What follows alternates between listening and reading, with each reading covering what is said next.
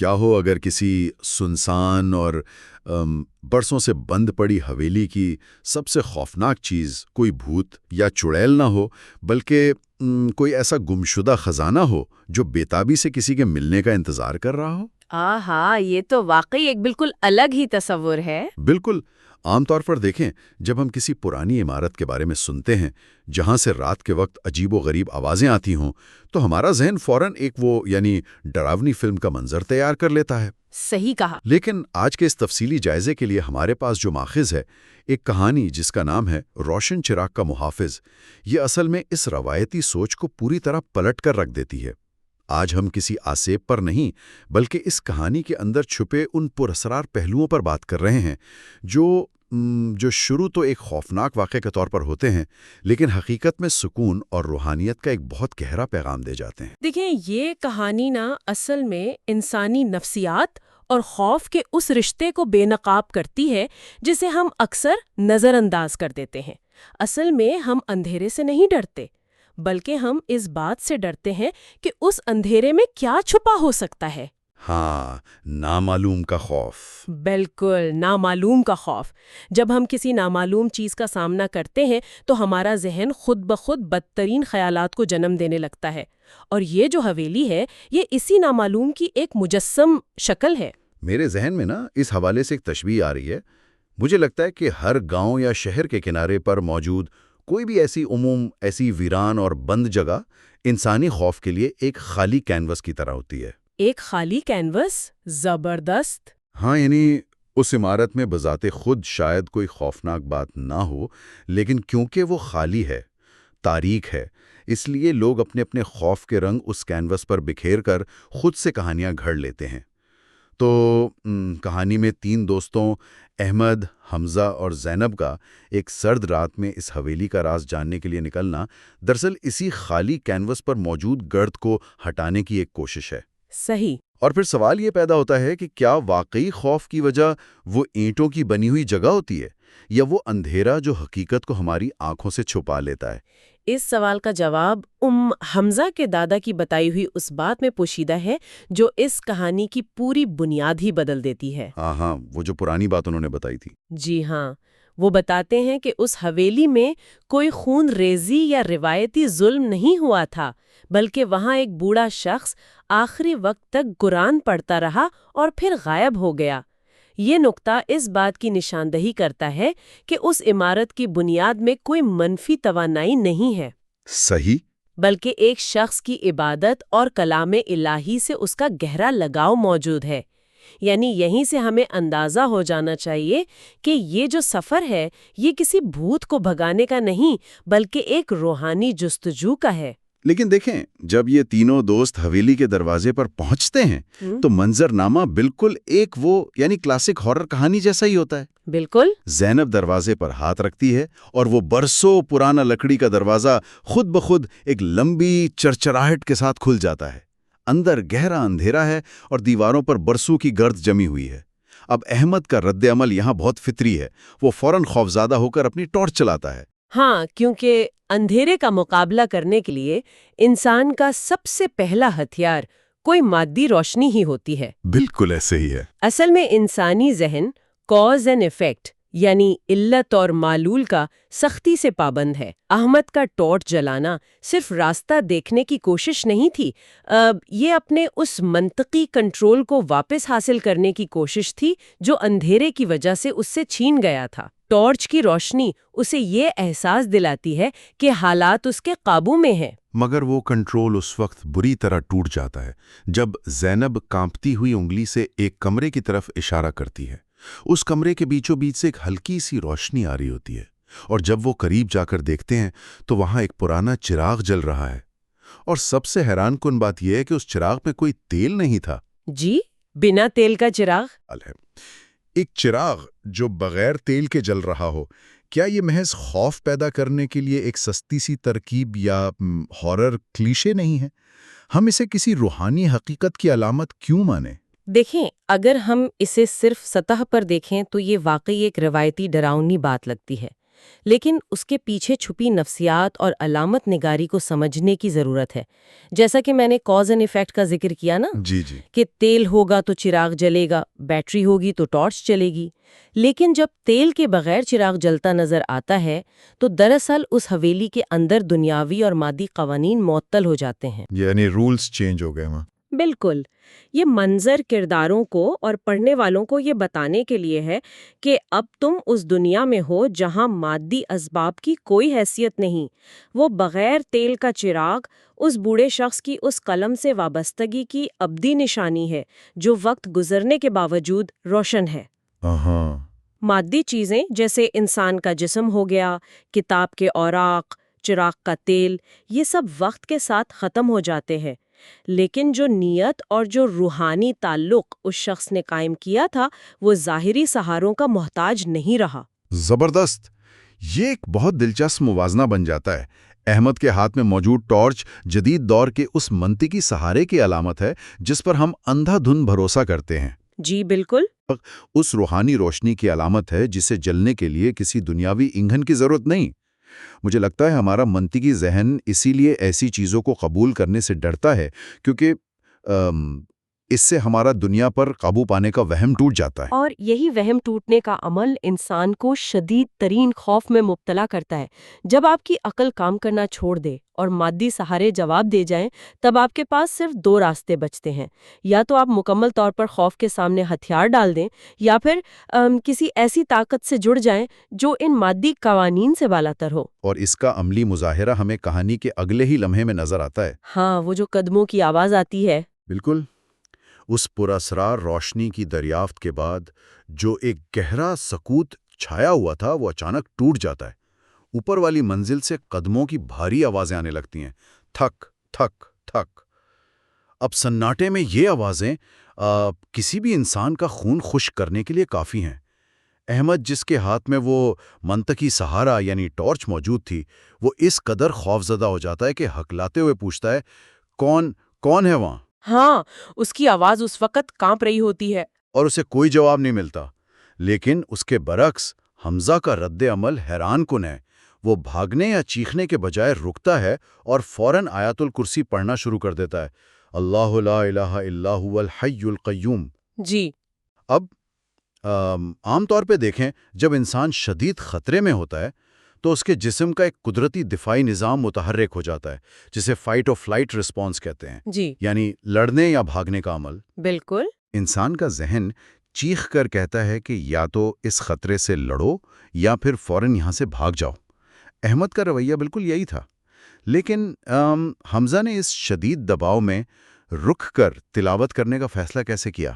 کوئی انسان اس کیفیت میں اپنا ذہن کیسے مرکوز کر سکتا ہے؟ دیکھیں، حمزہ کا یہ عمل دراصل اس تصور کی عکاسی کرتا ہے جسے روحانیت میں یقین کہا جاتا ہے۔ یقین؟ جی، جب دنیاوی خوف انسان پر حاوی ہوتا ہے تو اس کا جسم بھاگنے کا اشارہ دیتا ہے کیونکہ وہ خطرے کو ایک مادی وجود سمجھتا ہے۔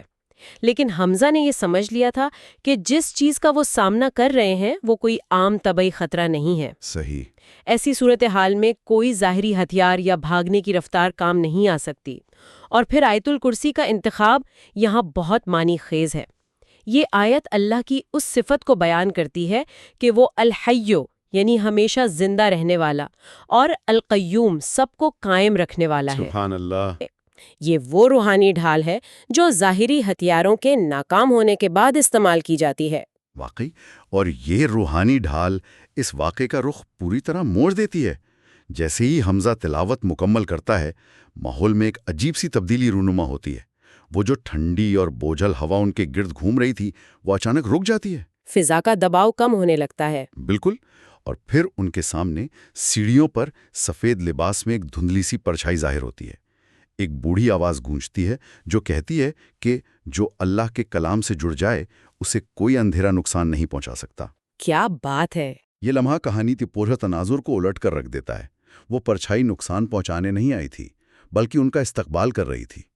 مگر یہاں ایک سوال پیدا ہوتا ہے کہ اگر وہ روح اتنی ہی پرسکون اور روحانی تھی تو اس کی موجودگی نے شروع میں اتنا خوف کیوں پیدا کیا؟ اصل میں خوف اس روح کے اندر سے نہیں آ رہا تھا۔ اچھا؟ بلکہ ان تینوں دوستوں کے اپنے اندر کے نامعلوم کے ڈر کا عکس تھا وہ روح یا وہ بوڑھا شخص صدیوں سے کسی کا انتظار میں تھا۔ آپ اس جملے پر غور کریں، جو اللہ کے کلام سے جڑ جائے اسے کوئی اندھیرا نقصان نہیں پہنچا سکتا۔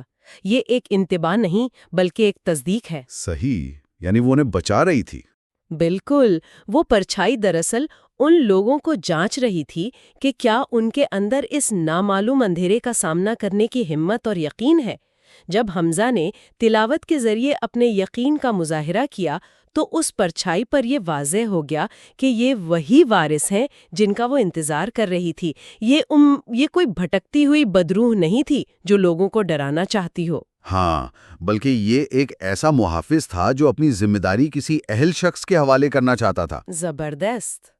اور جب خوف کی جگہ حیرت اور تجسس لے لے تو انسان کا رویہ یکسر بدل جاتا ہے۔ جی، زینب کا کردار اس تبدیلی کی بہترین عکاسی کرتا ہے۔ یہاں پر وہ پرچھائی کو دیکھ کر خوف سے چیختی نہیں ہے، بلکہ اس کی آنکھوں میں آنسو آ جاتے ہیں اور وہ ایک بہت ہی گہرا سوال پوچھتی ہے کہ یہ انسان ہے یا کچھ اور؟ یہ آنسو اس ڈر کے نہیں تھے جو تھوڑی دیر پہلے ان پر حاوی تھا، بلکہ یہ اس گہرے سکون اور جذبے کا نتیجہ تھے جو اس کلام کی طاقت اور اس غیر معمولی منظر نے ان کے اندر پیدا کیا تھا۔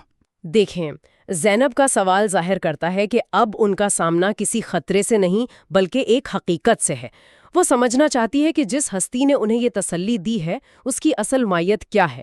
یہیں سے کہانی اپنے تیسرے اور سب سے نازک حصے میں داخل ہوتی ہے، جہاں پیغام کی منتقلی کا عمل شروع ہوتا ہے۔ اور وہ پرچھائی زینب کے سوال کا کوئی لمبا چوڑا جواب دینے کے بجائے صرف آہستہ سے ایک قرآنی آیت پڑھتی ہے، فَإِنَّ مَعَ الْعُسْرِ يُسْرًا، بے شک مشکل کے ساتھ آسانی ہے۔ اس آیت کے ادا ہوتے ہی وہ دھندلی پرچھائی آہستہ آہستہ فضا میں تحلیل ہونے لگتی ہے، اور وہ چراغ جو بغیر تیل کے ناممکن حد تک جل رہا تھا وہ اچانک بجھ جاتا ہے۔ جی، اب احمد، جو ابھی تک منطقی دنیا کا حصہ بنا ہوا ہے، وہ فوراً کہتا ہے کہ ہمیں یہاں سے نکلنا چاہیے، لیکن حمزہ جانے سے پہلے اس بوسیدہ قرآن کو اٹھاتا ہے اور اس کے اوراق کے درمیان سے اسے ایک پرچی ملتی ہے، اور اس پرچی پر ایک حدیث لکھی ہوتی ہے۔ بالکل، خیرکم من تعلم القرآن وعلمہ۔ زینب اسے بلند آواز میں پڑھتی ہے، تم میں سب سے بہتر وہ ہے جو قرآن سیکھے اور سکھائے۔ اب یہاں ایک چیز بہت ہی متضاد لگتی ہے مجھے۔ وہ کیا؟ عام طور پر جب کسی پراسرار جگہ پر اکلوتی روشنی بجھ جائے تو یہ ایک انتہائی خطرے کی علامت ہوتی ہے، لیکن یہاں چراغ کا بجھنا خوفزدہ نہیں کرتا۔ ایسا کیوں لگتا ہے کہ اس چراغ کے بجھنے کا مطلب موت یا اندھیرا نہیں، بلکہ ایک طویل سفر کا اختتام ہے، ایک مشن کے مکمل ہونے کا اعلان ہے؟ یہ واقعی ایک بہت ہی باریک نقطہ اٹھایا آپ نے۔ چراغ کا بجھنا یہاں واقعتاً ایک مشن کی تکمیل کی علامت ہے۔ چراغ اس وقت تک روشن تھا جب تک وہ بوڑھا شخص اور اس کا علم اس حویلی میں قید تھے۔ اگر ہم اس پرچائی کی پڑھی گئی آیت فَإِنَّمَا مَعَ الْعُسْرِ يُسْرًا اور اس پرچی پر لکھی حدیث کو ایک ساتھ ملا کر پڑھے نا تو پوری کہانی کا مقصد عیاں ہو جاتا ہے۔ یعنی مشکل اور آسانی کا تعلق۔ بالکل، اس روح کے لیے اسرا یعنی مشکل کیا تھی؟ اس کی مشکل یہ نہیں تھی کہ وہ کسی مادی قید میں تھی، صحیح، بلکہ اس کی مشکل یہ تھی کہ اس کے پاس موجود علم اور حکمت آگے منتقل نہیں ہو سکی تھی۔ وہ علم ایک اندھیرے کمرے میں دفن تھا، اور یسرا یعنی آسانی اس وقت آئی جب اس علم کو سیکھنے اور سکھانے والے نئے وارث مل گئے۔ کیا بات ہے! اور ان وارثین کی جو ٹیم تھی، یعنی وہ تینوں دوست، ان کا باہمی تعاون کس قدر حیران کن تھا یہاں۔ دیکھیں، کسی بھی بڑے مقصد کو پانے کے لیے مختلف صلاحیتوں کی ضرورت ہوتی ہے۔ جی بالکل۔ احمد نے ٹارچ جلا کر اندھیرے میں پہلا قدم اٹھانے کی عملی ہمت دکھائی، حمزہ نے اپنے یقین سے دباؤ کے وقت روحانی حفاظت فراہم کی اور اس چھپے ہوئے علم یعنی اس پرچی کو دریافت کیا، اور زینب نے اپنی حساسیت سے اس پیغام کو سمجھا اور اسے بلند آواز میں پڑھ کر اس کی منتقلی کو مکمل کیا۔ ان تینوں کے بغیر یہ مشن نامکمل تھا۔ صحیح بات ہے، اور کسی بھی علم کو زندہ رکھنے کے لیے بالکل یہی 3 عناصر درکار ہوتے ہیں۔ پہلا، تلاش کرنے کی عملی جستجو جو احمد نے دکھائی۔ دوسرا، اس علم کی حفاظت اور اس پر غیر متزلزل یقین جو حمزہ کا کردار تھا۔ اور تیسرا، اس علم کو سمجھنے اور آگے پھیلانے والا دل جو زینب نے پیش کیا۔ زبردست۔ جب علم ان درست ہاتھوں میں پہنچ گیا تو اس بوڑھے شخص کی روح کو اپنا دائمی سکون مل گیا۔ اسے مزید انتظار کرنے یا چراغ جلائے رکھنے کی ضرورت نہیں رہی، کیونکہ اب اس کی روشنی ان تینوں دوستوں کے سینوں میں منتقل ہو چکی تھی۔ اور اسی سکون کا احساس ہمیں کہانی کے آخری منظر میں پوری طرح محسوس ہوتا ہے۔ جیسے ہی یہ علم کی منتقلی مکمل ہوتی ہے، حویلی کے باہر فضا میں فجر کی اذان کی آواز گونج اٹھتی ہے۔ کہانی بتاتی ہے کہ اس دن کے بعد سے اس حویلی سے کبھی کوئی پراسرار آواز نہیں آئی، اور وہ عمارت جو ایک خوف کی علامت تھی ہمیشہ کے لیے پرسکون ہو گئی۔ یہ فجر کی اذان کا وقت محض ایک اتفاق نہیں ہو سکتا، ہے نا؟ بالکل نہیں۔ فجر کی اذان رات کی تاریکی اور اندھیرے کے مکمل خاتمے کا سب سے بڑا اور واضح اعلان ہے۔ یہ صرف سورج نکلنے کی علامت نہیں، بلکہ اندھیرے پر روشنی کی فتح کا استعارہ ہے۔ جب اندر علم اور یقین کی روشنی روشن ہو گئی تو باہر کی مادی تاریکی اور اس سے جڑے ہوئے تمام بے بنیاد خوف خود بخود دم توڑ گئے۔ صحیح۔ اس حویلی سے دوبارہ آوازیں نہ آنے کا مطلب یہی ہے کہ وہ باپ جو صدیوں سے نامکمل اور بے چین تھا، اب اپنی منزل تک پہنچ کر بند ہو چکا ہے۔ اس پورے تفصیلی جائزے کو سمیٹتے ہوئے جو بات سب سے زیادہ ابھر کر سامنے آتی ہے وہ یہ ہے کہ انجانے خوف، تنہائی اور اندھیرا، یہ سب چیزیں انسان کو صرف اسی وقت تک ڈرا سکتی ہیں جب تک وہ ان کا سامنا کرنے سے گریز کرتا ہے۔ جی، اگر ان کا مقابلہ یقین، علم کی روشنی اور ثابت قدمی سے کیا جائے تو کوئی بھی تاریکی انسان کو نقصان نہیں پہنچا سکتی۔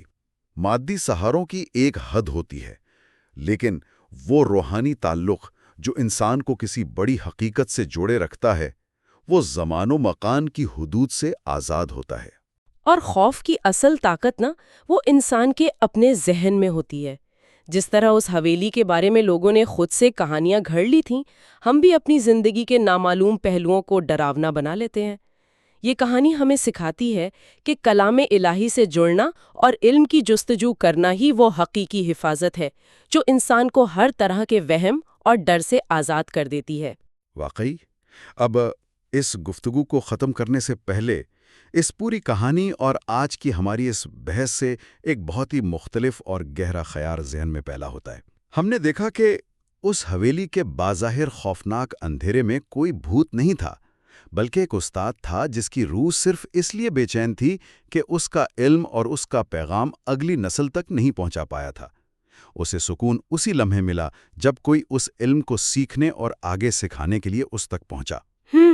یہ حقیقت سننے والوں کے لیے ایک لمحے کے لیے سوچنے پر مجبور کر دیتی ہے کہ کیا ہماری آج کی اس جدید دنیا کے اصل بھوت یا پریشان کن سائے وہ نہیں ہیں جو ہم فلموں میں یا پرانی حویلیوں کی کہانیوں میں دیکھتے ہیں، بلکہ شاید اصل بھوت وہ قیمتی کتابیں، وہ علم اور وہ حکمت کی باتیں ہیں جو ہماری الماریوں میں سالوں سے بند پڑی ہیں۔ بالکل۔ جن پر گرد جن چکی ہے، جو اندھیرے میں پڑی ہیں اور بس کسی ایسے بہادر شخص کا انتظار کر رہے ہیں جو آئے، اس الماری کا دروازہ کھولے، اس گرد کو ہٹائے اور ان کے اندر چھپی ہوئی اس ابدی روشنی کو آگے پھیلائے۔ یہ سوچنے کی بات ہے کہ کیا ہمارے ارد گرد موجود ان بند الماریوں سے بھی ویسی ہی کوئی خاموش پکار آ رہی ہے، اور کیا ہم میں وہ ہمت ہے کہ ہم اس نامعلوم اندھیرے کا سامنا کر کے اس روشنی کے وارث بن سکیں۔ یہ ایک ایسا سوال ہے جو یقیناً دیر تک ذہن کے دروازوں پر دستک دیتا رہے گا۔